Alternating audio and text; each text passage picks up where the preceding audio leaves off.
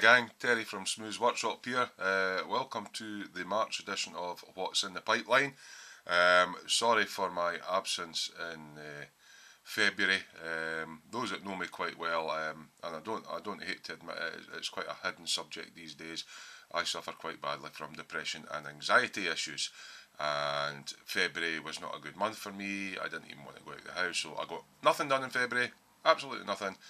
But we're into March now, and I thought it's about time I tried to get my mojo back. So what I'm doing just now is, in the process of getting my mojo back, I'm going to run through some of the things. Now, excuse me 2 seconds, right. In the last monthly, well, I'm trying to make them monthly, What's in the Pipeline update. I was talking about some ABC brushes that I got, sable hair ones. I'm still in the process of reviewing them. How am I finding them so far? They're a nice quality brush for the price. I have been getting some hair loss with them, and on the detail brushes, they don't quite keep as fine a point as I had been led to believe, but they are certainly better than the Humbrol ones, so that's still a work in progress at the moment. Am I satisfied with my purchase? Yes. Are they the best brushes out there in the world? No. But if you're on a budget, they're certainly worth looking at. Now I've just lost the top off of one. Alright, it's just my stipple brush. Okay, so yeah, ABC brushes. Yes, I'm happy with my purchase, but yeah, I'm wondering whether it was worth the money getting this full set, to be perfectly honest with you. I've been using the wee Humbrol Colourall ones. Yeah, they had to tip the point better than the Humbrol ones, but these are far cheaper. Do I think there's a benefit with sable hair? No, not really. There's a lot of brush snobs out there that swear by this brush and that brush. Sure, if you've got the money, but I can do the same with Humbrol brush as I can with these, but they're okay.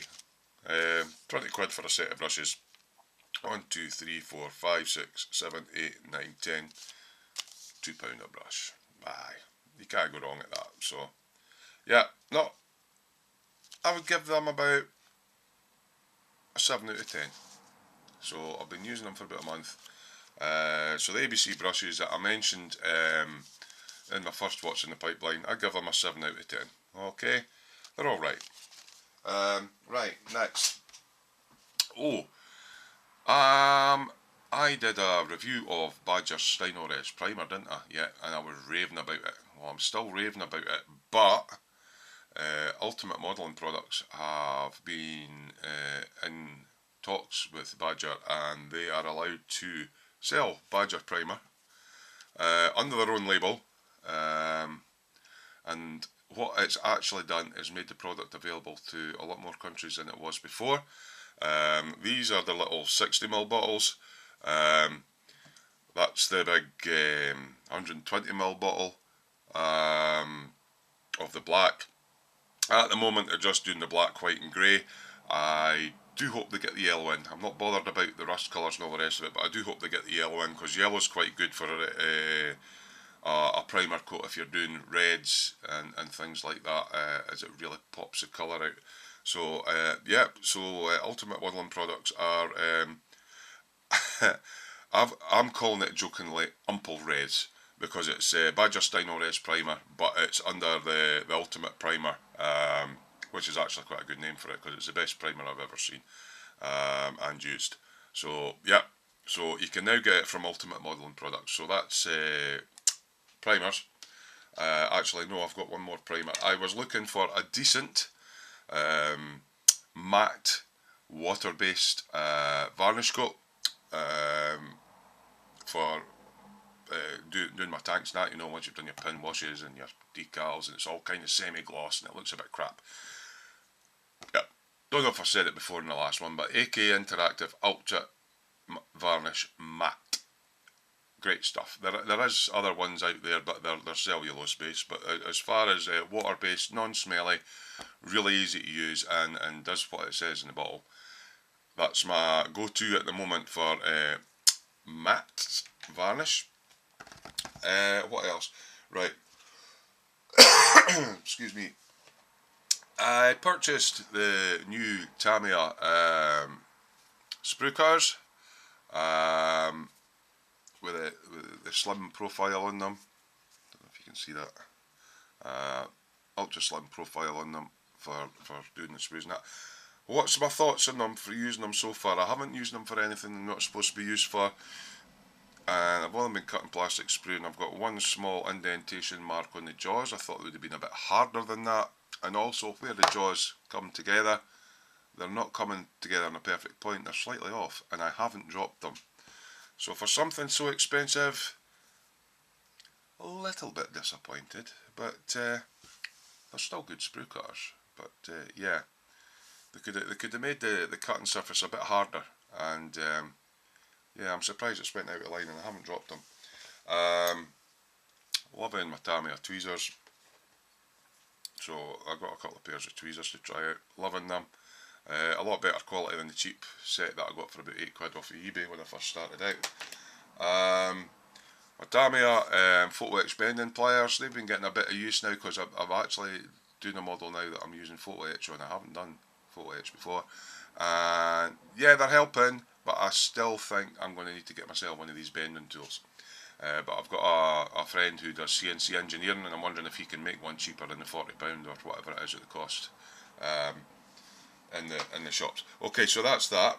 I haven't yet, because I haven't got any further with my bike yet. I haven't done the cellulose paint coats because I've not done anything. And I told you I got a harder Steinbeck. Paul always picks me up with this one, but anyway, tomato. I got myself an Ultra 2 in 1.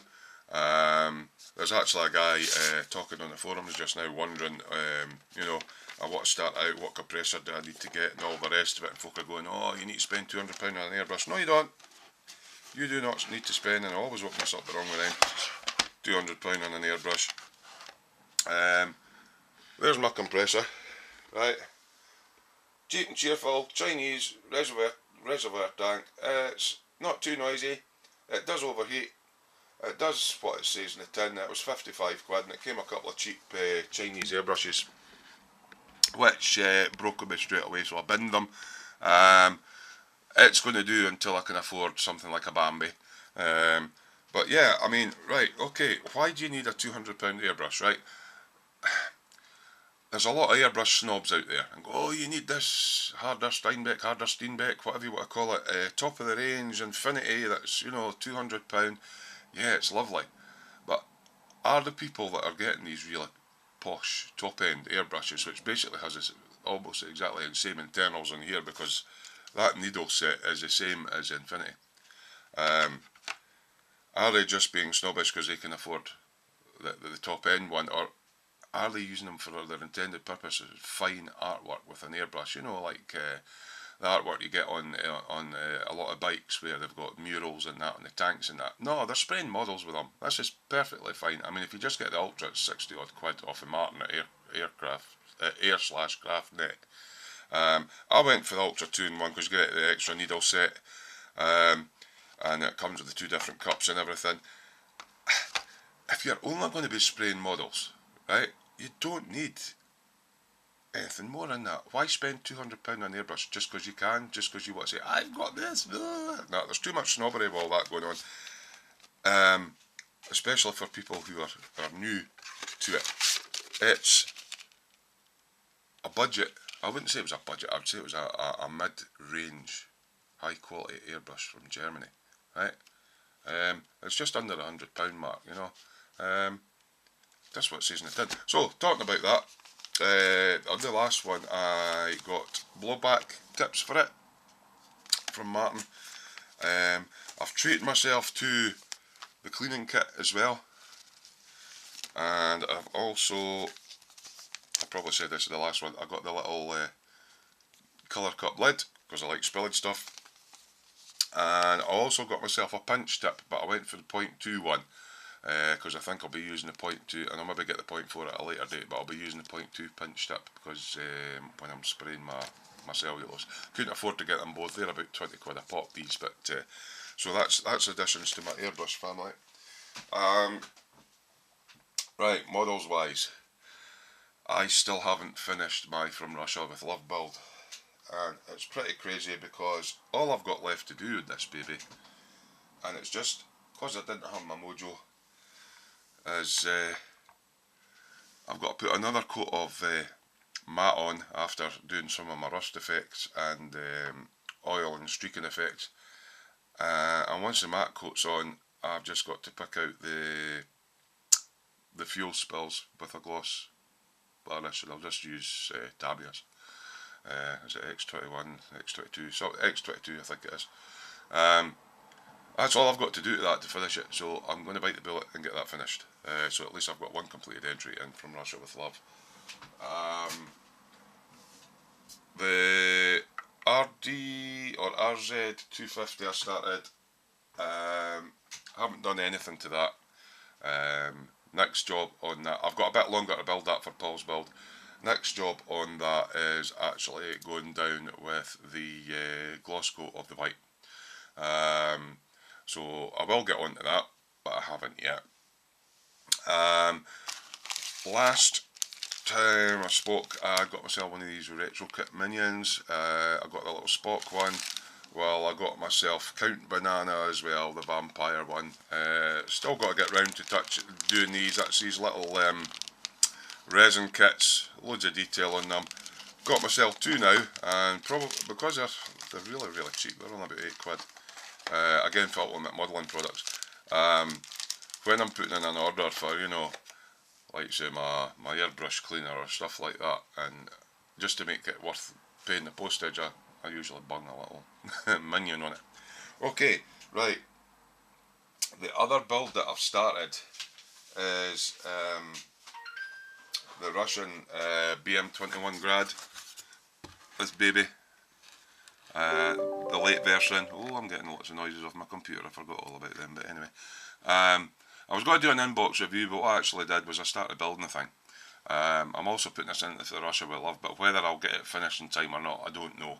Because I really haven't, I've lost my mojo with stuff, and I'm trying to get back in. There's bits of photo etch on it that look a bit fiddly, and I haven't done photo etch before, and it's, when you've got that anxiety thing, it's like, I don't want to touch it, but I need to bite the bullet and get on with it. So, my impressions of the kit so far, it is a nice kit. I'll just do a brief run through. It comes with actually there's two of them, so it's 2, 3, 4, 5, 6, 7, 8, 9, 10, 11, 12, 13 sprues, 7 rubber tyres, 1 doofer photo etch, and 1 set of decals. And there's quite a lot of parts in it. They are very small. They are very fiddly. And what I've been finding is, that's one that's almost empty. Have I got one with some stuff on? I mean, there's some of the tiny little parts there. Detail on it's quite nice. A lot of flash. A lot of flash. A lot of seam lines. Fit issues. If you're used to building Tamiya kits, you're going to have a bit more work for this. As I say, I've started building it together. I love the photo etch fan belts and everything. I'll put photos up on my website, but a lot of tiny little parts, and so far I've had to scratch build 2 parts because the carpet monster got them. There's a bracket for the front of the front bumper, and one of the steering arms decided to go missing as well, so I had to scratch build one of those.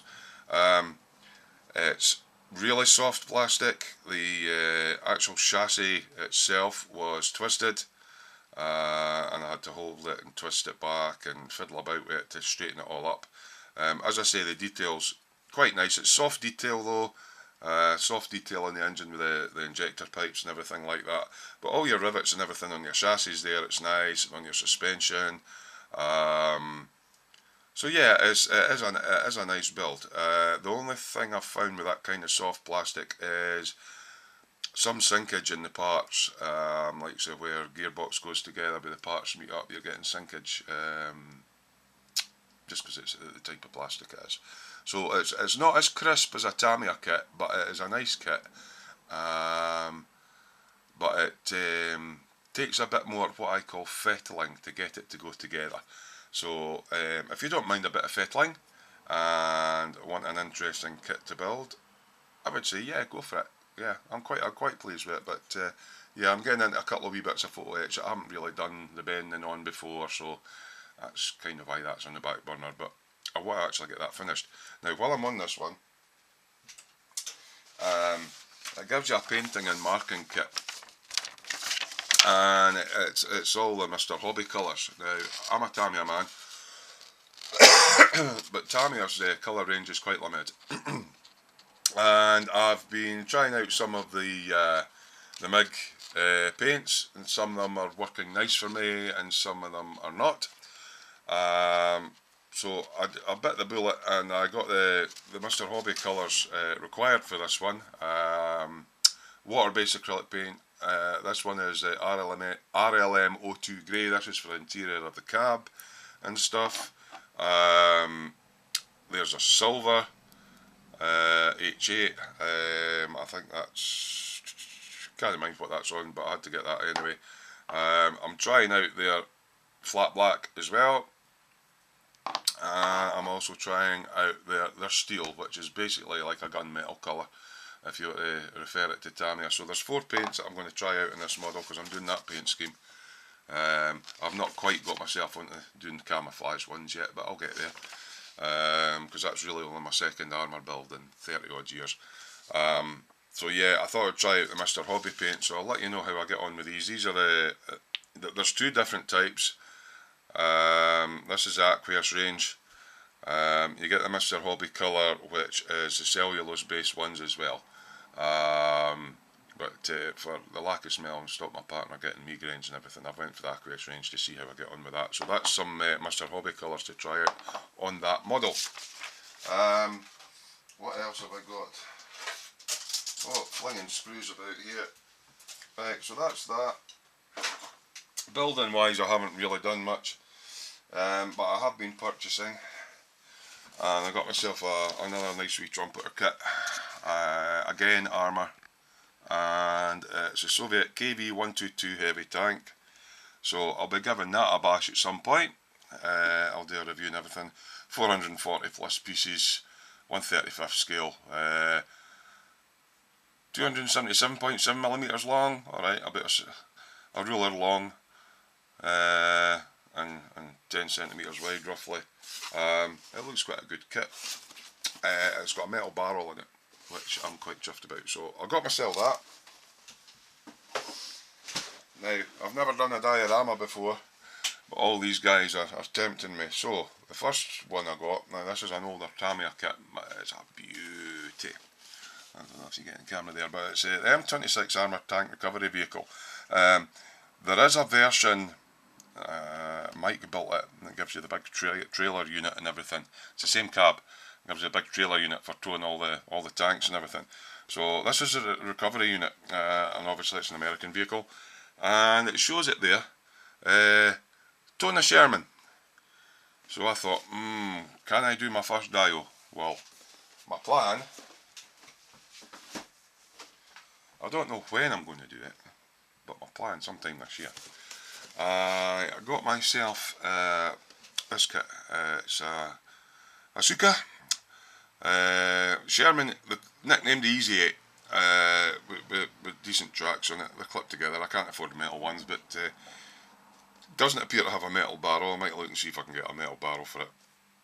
But my plan is to do a dio with the wrecker truck with this on the back, being towed along, and even, yeah. So that looks a nice wee straightforward and I've had a look at it. I've never heard of that model kit before, but I got it off a friend, and he said it's a decent kit, and it's the type with the solid front hull, because it was split hulls and all the rest of it. I did look a little bit into Sherman's, but that's that. So, yeah, that's it. Hopefully I get my mojo up. Finish that T55A. Because let's face it, there's not much left to get done on that. Get battered in to the M21 Light Grad. Just do the photo etch, Terry. Do it, get it under your belt, see how you get on.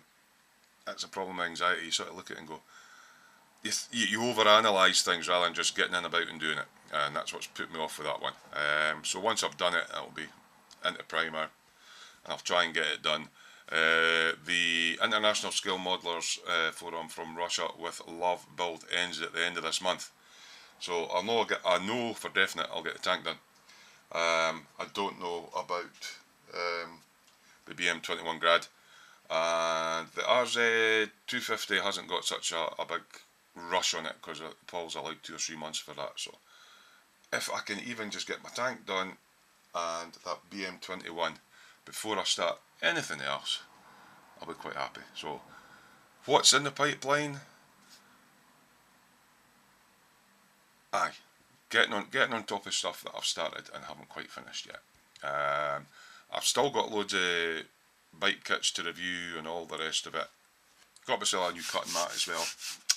I put my laptop on top of my old one and it went all so yeah, what are we at?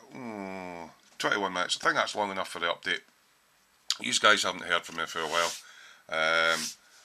I have been sort of keeping note of what's been going on, but I've been hiding. I've been a recluse, and I need to stop doing that, and I need to get on with my model building.